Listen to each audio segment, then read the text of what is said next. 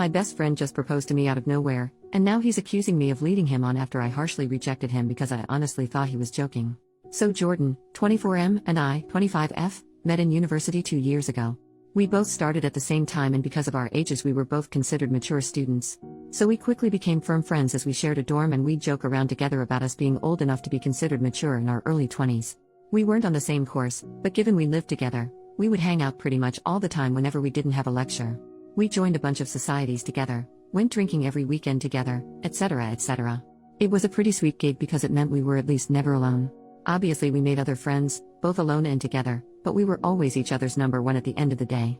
At the moment we're on holiday, and while we haven't hung out constantly, we decided to make plans to visit each other's hometowns, because we're from very starkly different places. Today, we went to mine. Mine is a big city central. This morning we went there and were wandering down the streets, doing some sightseeing because he's never been. There's typically a lot of street sellers here, trying to sell you everything from hot dogs to fluffy Pokemon hats. I decided I wanted to get a caricature done. I've never had one, and I thought it would be funny to get and hang over my bed when we got back for term. I asked Jordan if he wanted to get in, and he refused. No worries, so I sat down to get it done. They don't take very long, 5 or 10-ish minutes, so I looked straight forward at the artist the entire time. He finished the caricature. I loved it. So obviously I turned to show it properly to Jordan. When I turn though, I literally don't even know what to say. He's down on one knee holding up a ring box. I don't even really know what he said, if he did the whole proposal speech thing, because I was so confused, I was barely paying attention. Remember again, this is a super busy tourist city, so this has drawn a mini crowd now, coming over to cheer us on. I couldn't help but burst into laughter. To be honest, I thought this was some kind of odd prank type thing. We've never been the prankster types or whatever, but I couldn't come up with a reasonable explanation. So I just laughed and laughed and laughed, until I looked at Jordan and he looked genuinely heartbroken. So obviously I asked him something along the lines of, "You are not being serious?" This is the only thing I remember him saying. He shut the box, stood up, shrugged and said, "I guess not anymore," and then walked off. This left me standing pretty awkwardly in this gathered crowd of people, a lot of who were giving me dirty looks, which made me incredibly uncomfortable. The plan was to meet back up at the hotel that we had booked rooms next door to one another. So I figure that's where he's going and head back that way. But he's not there. So I wait, and he still doesn't return.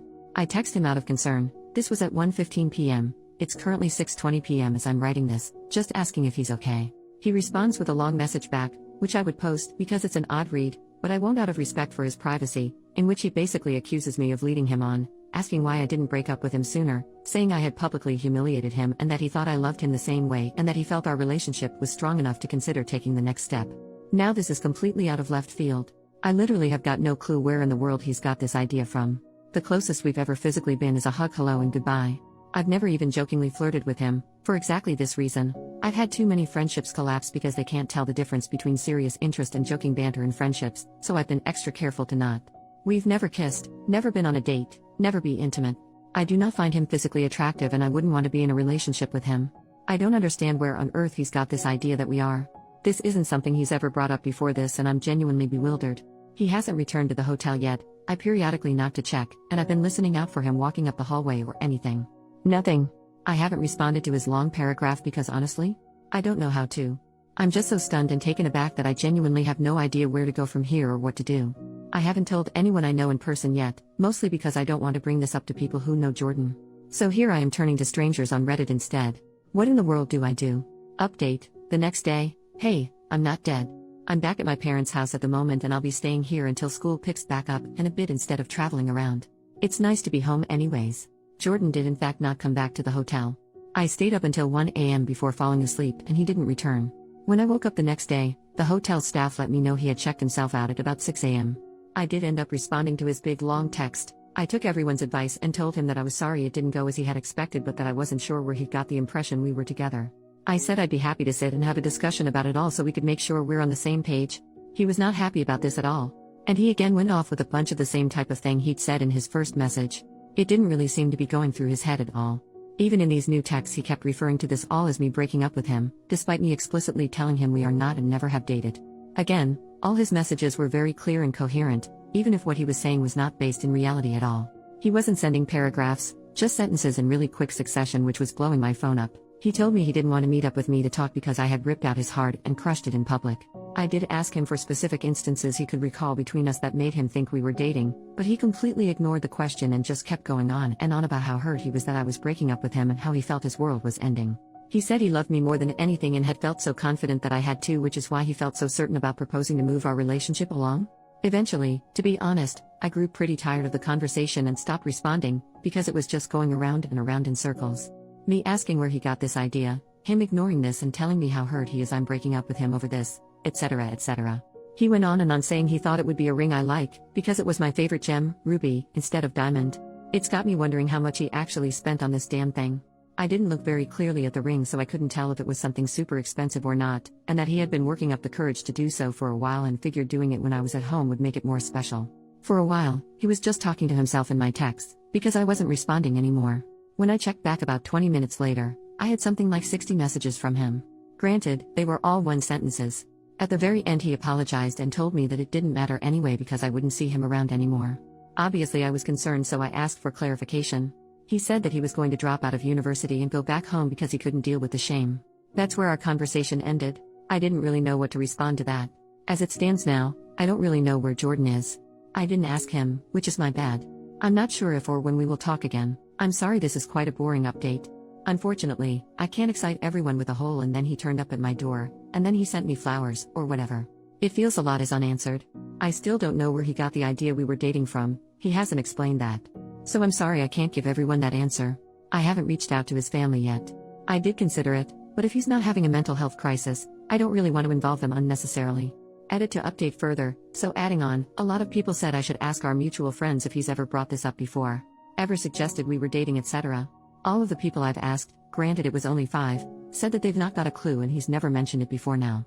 I don't know then if this is something that he's newly started thinking, if it's been something long-term, etc. Either way, in addition I've also screenshotted all of his texts, etc., just in case. Reading back on them not with a slightly less confused mindset, they read pretty manic. Still haven't heard back from his mum just yet. Second update, hey, it's me again. Still doing okay and hoping this will be the last update I need to make. Granted, I thought the last one would be the last. I did say I wasn't going to make another update unless something significant happened. That's why it's been a week, so I'm sorry for the silence. Following my update post, Jordan's mum did message me back on Facebook that same day. We had a chat for a little while. She's a really nice lady. She agreed though that this was incredibly out of character for Jordan, and in fact, she mentioned a few other things that she had noticed as being off about him in the last few weeks. Nothing crazy, just things here and there she'd never known him to do or say. I spoke with her at length about Jordan's mental health and potential psychosis, and she told me that there is a history of mental illness on his dad's side, including a paternal uncle unaliving himself, but that she doesn't know all that much about it because they've not spoken to one another in quite a long while. Our conversation lasted about an hour. I showed her Jordan's texts and she agreed that they sounded quite manic, regardless of how coherent they were. A lot of people also asked if he had told our mutual friends and acquaintances that we were dating. I did message our mutual friends, our dorm mates, etc., and they all basically said they've got no idea what I'm talking about. So it seems he's just been sort of having these thoughts by himself without expressing them. I don't know how to get in contact with his close friends that we don't share, so I can't really ask them. Anyway, for a few days, that was it. Until yesterday evening anyway, which is where the big and positive depending on how you see it update comes. I got word from Jordan's mum that he had been detained under Section 136 by the police. For anyone not from the UK or who, like me, doesn't know what that is, from what I can tell it basically means he was suffering from an obvious mental health disorder in public, with their behavior concerning enough that they're a danger to themselves or to others, and police think they need immediate and urgent care before he goes and murders a healthcare CEO. Kidding, bad joke by Reddit Rave. What I know from here is pretty minimal. I'm not sure where he was taken to, but his mum said that he would be there for the day while they perform a mental health assessment, so I assume that's what they're doing today. She said that essentially he had been out in the streets yelling about things, she didn't specify what, and intimidating other people on the street. He was throwing things around and generally just causing a lot of issue. Police got called because people thought that he was drunk. They established he wasn't, not sure if that's just from how he was acting, breathalyzer, etc. I honestly don't really know how it works, and that's all I know. His mum and I again had a chat and we sort of assumed that mental health and psychosis is likely right. The rejection of the proposal probably set him into a spiral of getting worse in the last few days, bringing us to where we are right now. I do feel pretty awful about that. I'm doing my best not to blame myself, but it's hard not to feel like I caused it. Either way, he is currently with police and mental health professionals, etc., likely being assessed. I don't know how the system works, so I'm not sure what will happen beyond this point. If someone with more knowledge wants to chime in, please do. I'm hopeful though that this will mean Jordan will be able to get some help for whatever it is he is currently dealing with. My hope is therefore I won't need to update again, and this can end here. I have yet to speak to the university about the situation just yet.